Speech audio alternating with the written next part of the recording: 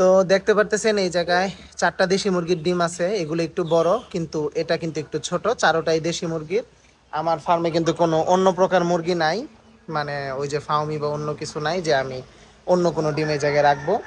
তো একটা ডিমের আদর্শ যে ওজন ওটা হলো 39 থেকে 42 বা 43।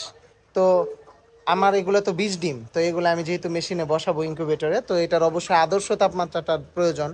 কারণ এই ছোটগুলা বসাইলে বাচ্চাটাও ছোট হওয়ার চান্স থাকে এবং ভবিষ্যতে বাচ্চাটা বড় হওয়ার চান্সও কম থাকে। তো এই যে মিটার এই জায়গায় জিরোই হয়ে আছে, 1 2 উঠতেছে আবার জিরো হইতেছে, তো ওই 2 আমরা মাইনাস করে দিব, সমস্যা নাই। তো এই যে ডিম আমি এটার উপরে দিলাম, দেখো, ধরো 49, ধরো না 49, 49 থেকে 2 বা 3 যদি মাইনাস করে দিই তারপরেও তোমার প্রায় 44 বা 45 বা 46 এরকম থাকে।